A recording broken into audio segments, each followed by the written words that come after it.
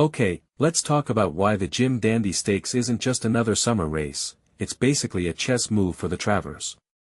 Think about this, over the past 5 years, 4 Jim Dandy winners went on to win the Travers. That's not a coincidence, it's a blueprint. And Todd Pletcher. The guy's basically got a PhD in this. He's trained 3 Travers winners off Jim Dandy prep races.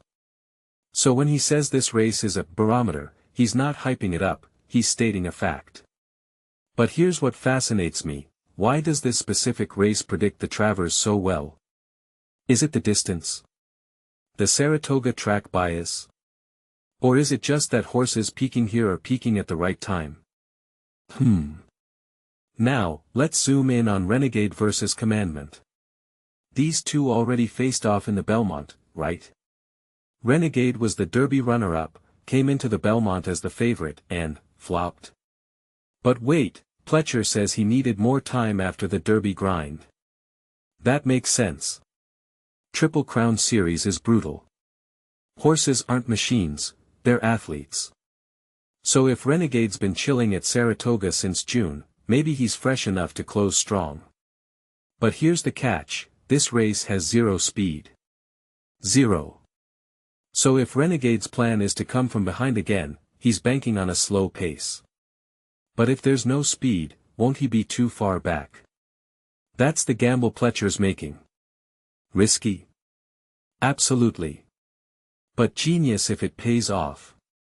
Then there's Commandment. Brad Cox is like, screw it, let's put blinkers on. Why?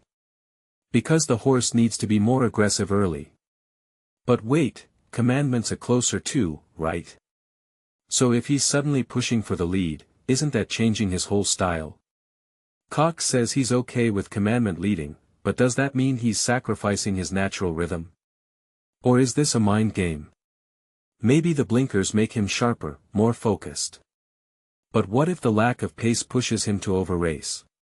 This is where the human element, the trainer's gut call, becomes the story. Because let's be real, horses don't care about stakes races. They care about how they're trained and ridden. And let's not sleep on Silent Tactic. He's been out since March with hoof issues, but Cass has never had a horse worse than second in 6 starts. That's consistency. But is that enough here? The field's tiny but stacked. Chip Honcho's the speed, but he's a stretch runner, not a flyer. So the pace might not be slow, it might be moderate. Which screws with both closers. So what's the play? Maybe Commandment takes it early, burns out, and Renegade pounces? Or do they both hang? Personally, I think the key to this race isn't the horses, it's the jockeys. Ortiz Jr. on Renegade has to time that closing run perfectly. Pratt on Commandment. He's got to balance aggression with not blowing up. One wrong move, and the Travers' hopes vanish. That's what makes this race thrilling.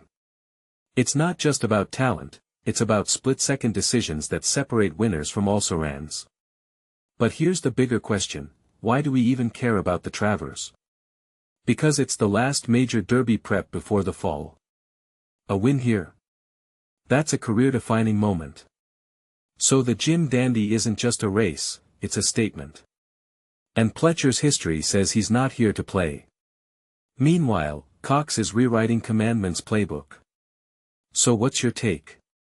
Is Renegade's flop in the Belmont a fluke? Can Commandment pull off this new front-running gig? Drop your thoughts, because this isn't just a horse race. It's a masterclass in strategy.